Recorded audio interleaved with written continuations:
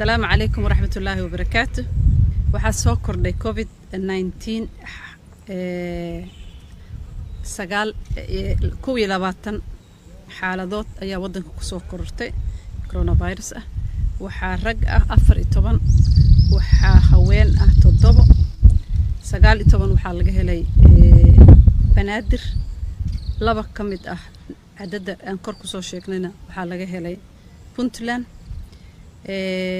da'da haddaan fiirino dadka u dhaxayso oo laga helay da'dooda meesha inta u dhaxayso 20 iyo ka yar waxa waaye eber, 20 iyo 39 waxa waaye 68, 40 ilaa iyo 59 waa 21, 60 iyo inta ka sareysana waa 11. tirada guud waxay isugu tagaysaa oo COVID-19 wadanka laga helay 1594. ma jirto geeri cusub ilaahay mahadiis. tirada guud ee dhimashadana waxay taagan tahay 61.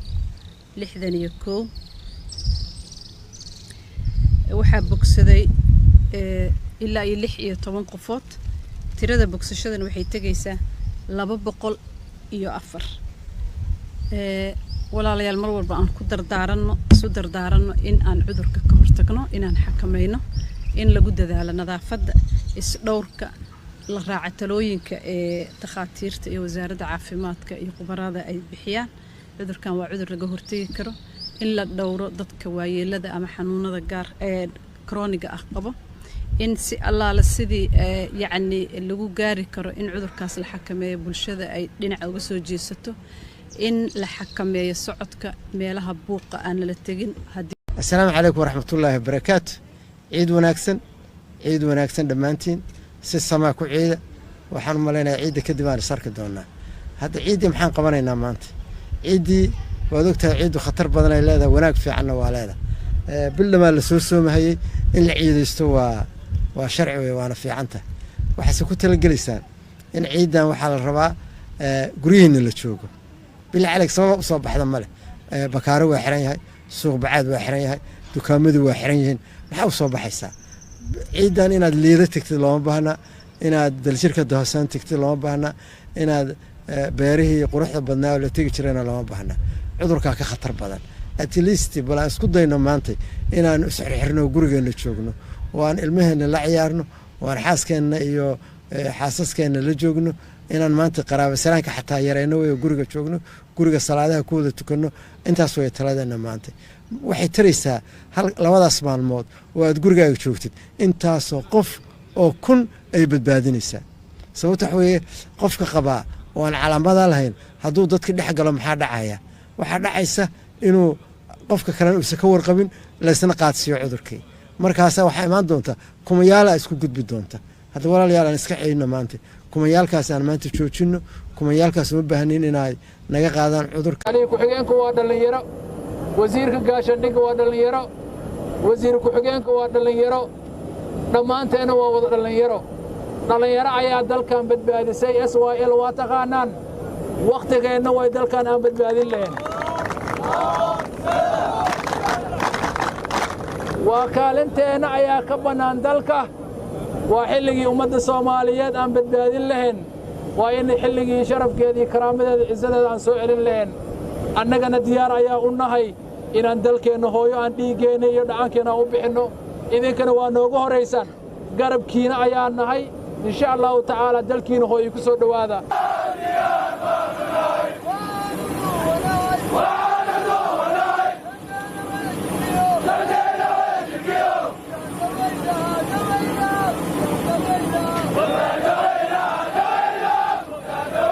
محمد موسى ترسن.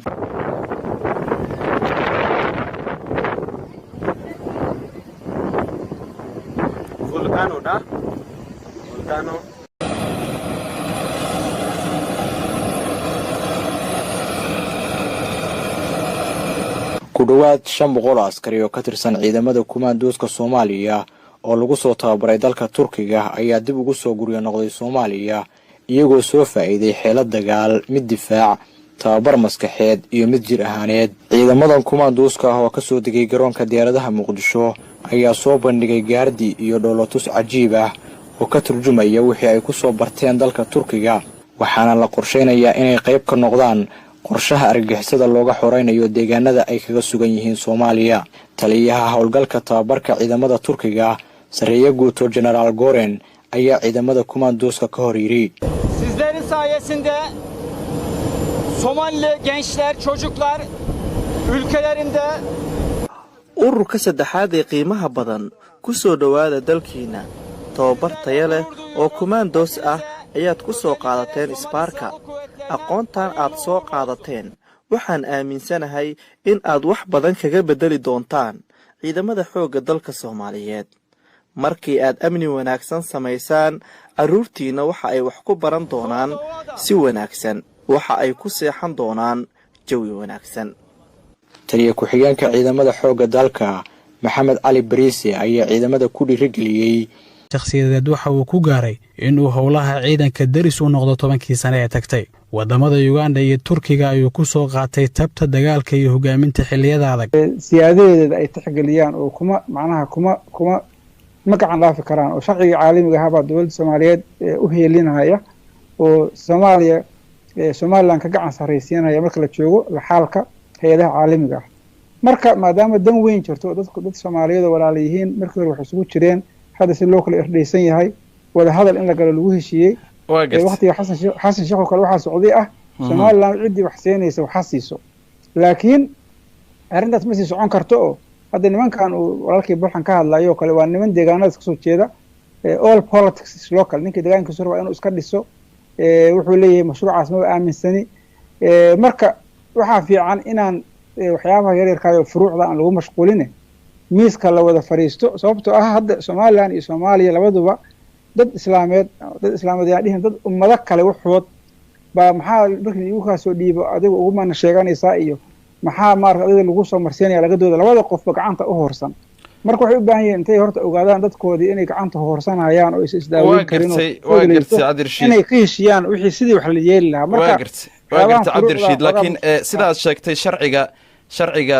iyo tiim baraha dawladeed ayaa dawladda Soomaaliya u helin laakiin xaqiiqada dhulka taala uma helinayso soo ismalihid inay ka faa'iideysanayaan tiim baraha ay gacanta ku hayaan dad kale oo Soomaaliyeed ay hoos u eegayaan waa loo fasiran karaa oo ninkii xagaas ka soo fiirinaya saas u fasiran karaa ninkii xamar jooga oo hadii hadda bulxan madaxweynaha Soomaaliya ahaan lahaa sida farmaajo u dhaqmahayo ama xasan sheekh u dhaqmahayo waxa dhici karta wax badan inuu ka duwanaadeen oo dawladnimadii iyo jamhuuriyaddii bulxan soo galiyo iyo miisaankii inuu waardiyo ku khasbanaan bulxan soo galiyo raali noqo Cabdirashiid bulxan adigoo Cabdirashiid u wasaaradda horumarinta Somaliland wasaaradda beeraha aan iraahdo ee horumarinta Somaliland ayaa waxa ay la wareegtay gaadiid loogu talagalay in lagu buufiyo ayaxa faraha baan ku haya beeraha Maxamed Cumar Daariq ayaa inoo eegay wasaaradda horumarinta beeraha Somaliland ayaa gaadiid loogu talagalay la dagaalanka ayaxa waxa ay kala wareegtay hay'adda